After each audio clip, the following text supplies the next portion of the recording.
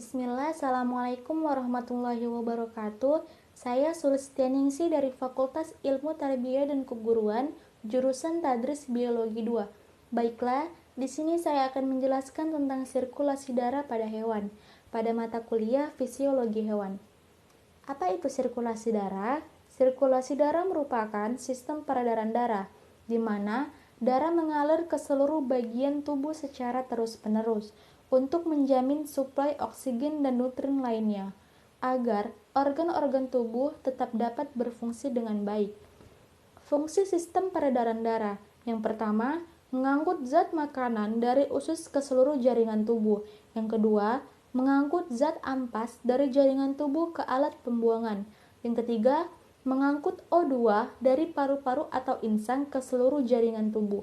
Yang keempat, mengangkut CO2 dari seluruh jaringan tubuh ke paru-paru atau insang.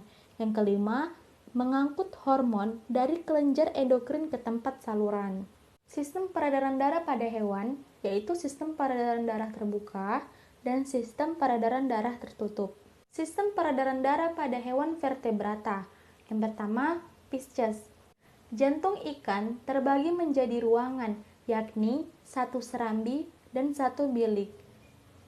Di antara serambi dan bilik terdapat katup yang berfungsi untuk mengalirkan darah satu arah dari serambi ke bilik. Darah dari seluruh tubuh yang telah banyak mengambil CO2 dari jaringan mengalir ke sinus venesus, kemudian masuk ke serambi. Dari serambi, darah ke bilik, kemudian ke konus arterius. Kemudian, darah masuk ke aorta ventralis menuju insang. Di dalam insang terjadi pertukaran gas CO2 dan O2. Darah dari insang lalu ke seluruh tubuh untuk mengedarkan oksigen dari sari-sari makanan. Dari tubuh, darah kembali ke jantung melalui vena cava dan sinus venesus. Jadi, peredaran darah ikan merupakan peredaran darah tunggal karena dalam satu kali beredar, darah hanya satu kali melalui jantung. Yang kedua, amfibi. Sistem peredaran darah pada kata merupakan sistem peredaran darah tertutup dan ganda. Jantung kata terbagi menjadi 3 ruangan, yaitu serambi kiri, serambi kanan, dan bilik. Darah dari seluruh tubuh yang telah banyak mengambil CO2 dari jaringan mengalir ke sinus venesus dan kemudian masuk ke serambi kanan. Dari serambi kanan, darah mengalir ke bilik, kemudian darah dipompa keluar melalui arteri pulmonalis. Selanjutnya, darah mengalir dari arteri pulmonalis ke paru-paru. Di paru-paru terjadi pertukaran gas CO2 dan O2. Kemudian, darah melalui vena pulmonalis mengalir ke serambi kiri. Yang ketiga, reptil. Pada kura-kura, jantungnya terdiri dari bilik kiri dan bilik kanan, serambi kiri dan serambi kanan. Antara serambi kiri dan kanan dipisahkan oleh sekat, sedangkan bilik kiri dan bilik kanan tidak dipisahkan oleh sekat. Darah vena dari seluruh tubuh mengalir ke sinus venesus, serambi kanan, arteri pulmonalis, paru-paru, dan vena. Yang keempat, aves. Jantung burung terdiri atas 4 ruangan, yaitu serambi kiri dan serambi kanan, bilik kiri dan bilik kanan. Sistem peredaran darahnya yaitu sistem peredaran darah ganda dan tertutup. Darah kaya oksigen pada burung dipompa dari bilik kiri menuju ke seluruh tubuh melalui aorta. Di sel-sel tubuh, oksigen dibebaskan dan CO2 diikat. Darah yang kaya CO2 melalui vena menuju ke serambi kanan dan masuk ke bilik kanan. Dari bilik kanan, darah yang kaya CO2 dipompa agar mengalir ke paru-paru. Di paru-paru, CO2 dan O2 diikat. Darah dari paru-paru yang kaya O2 masuk ke jantung lagi melalui serambi kiri. Dari serambi kiri, darah masuk ke bilik kiri. Yang kelima, mamalia. Sistem peredaran darah besar atau sistemik yaitu jantung, seluruh tubuh, dan jantung. Sistem peredaran darah kecil atau pulmonal yaitu jantung, paru-paru, jantung. Lapisan jantung yaitu epikardium merupakan lapisan terluar yang menutupi permukaan jantung, tersusun oleh myothelium yang berada di jaringan ikat.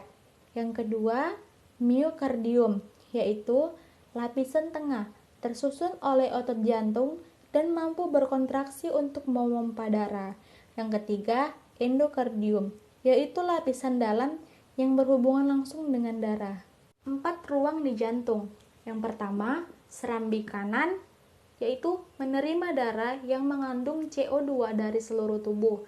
Yang kedua, serambi kiri, yaitu menerima darah yang mengandung O2 dari paru-paru.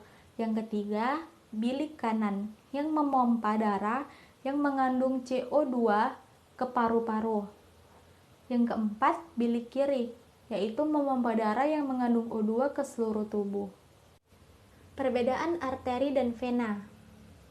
Keadaan darah pada vena, darah mengandung CO2 kecuali pada vena pulmonalis, sedangkan pada arteri, darah mengandung O2 kecuali pada arteri pulmonalis. Jumlah dan letak klep vena banyak dan terdapat di sepanjang pembuluh, sedangkan di arteri satu katup dan terdapat pada pangkal nadi.